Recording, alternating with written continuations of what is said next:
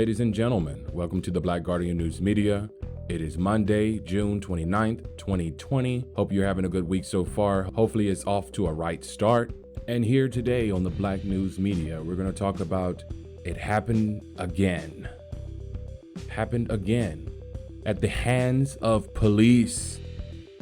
An unarmed black man has lost his life. We're going to talk about that later on. But first, we're going to talk about our president.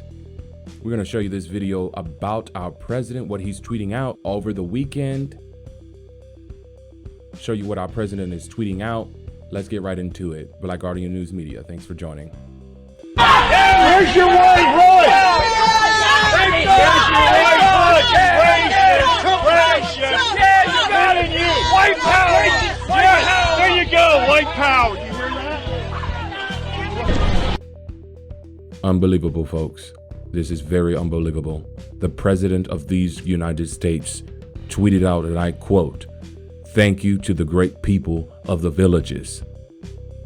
This is insanity for the president of the United States to tweet such a thing and then claiming in his defense that he knew nothing of the sort, knew nothing of these people from the villages, saying white power, neo-Nazism, white power. Let's look at some of his defenses and some of the defenses from his administration. This is coming out of the Business Insider. By 11 a.m. Sunday, the tweet, which Trump sent around 7:40 a.m., no longer appeared on the president's Twitter profile.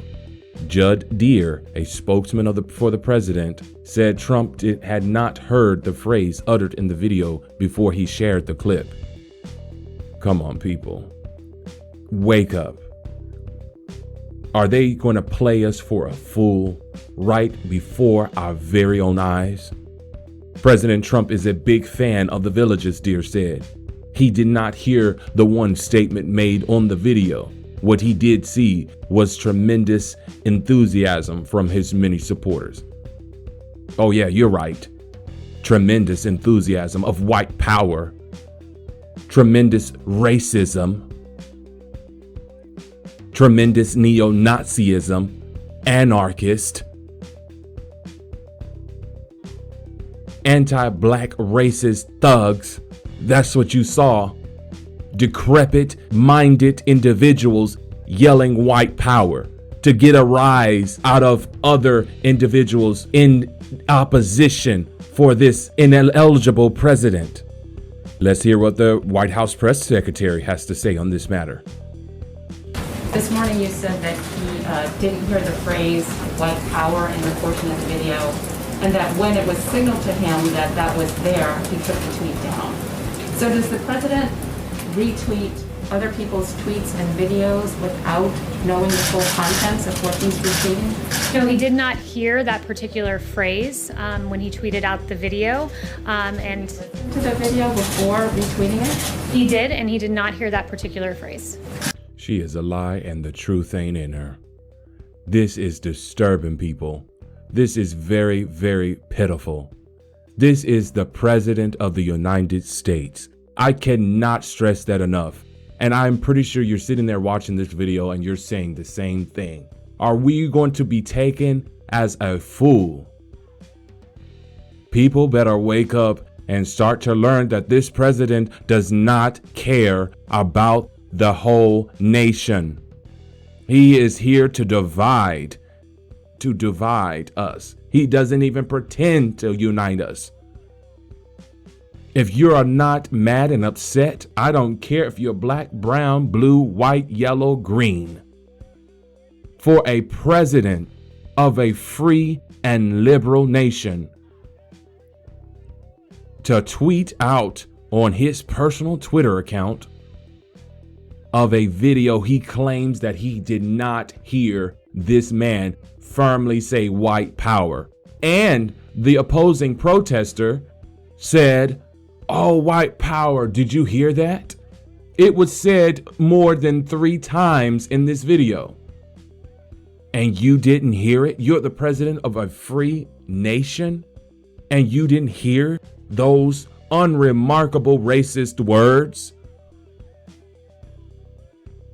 This doesn't make any sense, people. With this news brings us to the next story. That it's time for us to hit the streets once again and to let them know that we are tired and fed up for the killings, the senseless, useless killings of our unarmed black men and women of the United States. Our next story comes out of Colorado. Very disturbing. Very disturbing. Let's take a look at this video news report on Elijah Mcclain. Is mounting for a new investigation into the death of a man after an encounter with police in Colorado last August.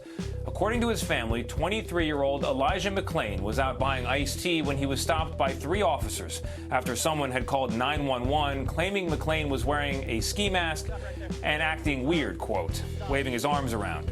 Within 15 minutes, he had been put in a chokehold and injected with a powerful sedative. Our lead national correspondent, David Begnaud, is following the case. Stop right there. Stop. Stop. Stop. Stop. I have a right to stop you because you're being suspicious. Stop. Relax. Stop. I'm going home. Relax or I'm going to have to change this situation. Stop. Leave me alone. Stop. The district attorney investigating the case says that Elijah Mcclain dismissed the officer's requests for him to stop. The 23-year-old's family says he was just walking home. He was listening to music when Aurora, Colorado police approached him last August. I'm just different. It's all. The DA says Mcclain was carrying a plastic bag when police tried to pat him down and he refused.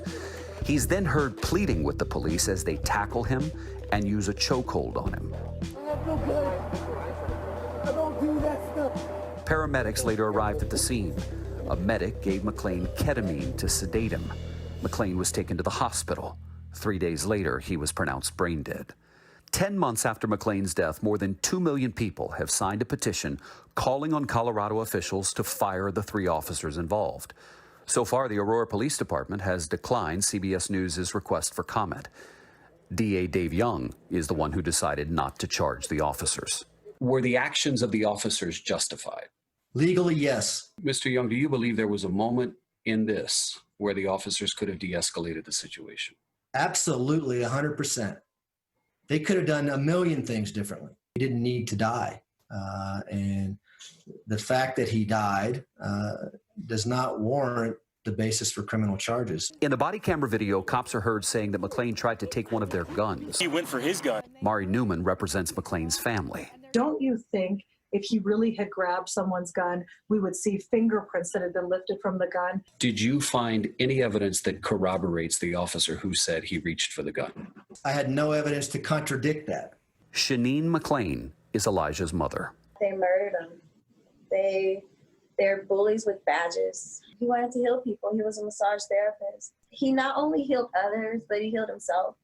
He was able to accept love and give love in various forms.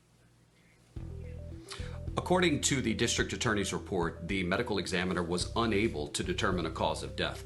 It is important to note that walking around with a ski mask is not illegal. And when you go back to the 911 call, the caller didn't say that Elijah did anything illegal. He said, hey, there's a guy wearing a mask. He kind of is waving his hand. Seems a little strange. You might want to check it out. He says he might be a good guy, might be a bad guy. And so, Gail, when the police responded, instead of observing, instead of watching, hanging back for a bit, the police moved in immediately to stop him, and everything went south from there. People, this is outrageous. This is very disturbing. And if we don't do something about this, what are we doing?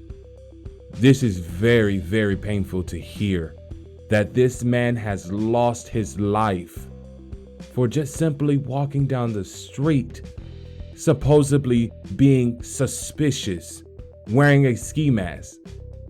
Do you not see the rest of the news police officers or whoever calling the cops swinging his arms?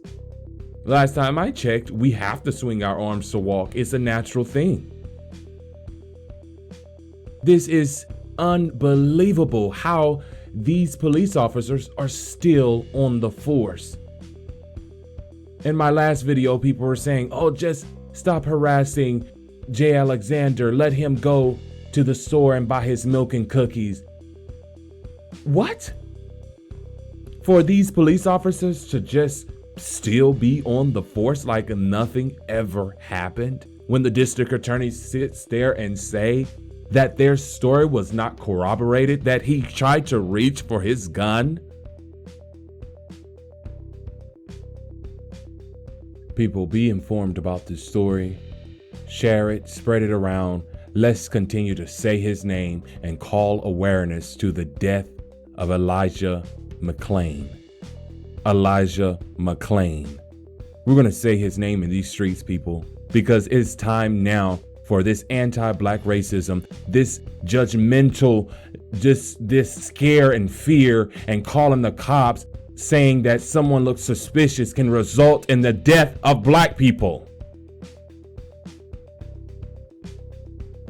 We must stop being silent. We must call awareness to the situation at hand. Say no to anti-black racism. Thank you for joining Black Guardian News Media. Leave me a comment what you think down below on both of these stories. Share, leave a like, thumbs up. I'll catch you on the next round.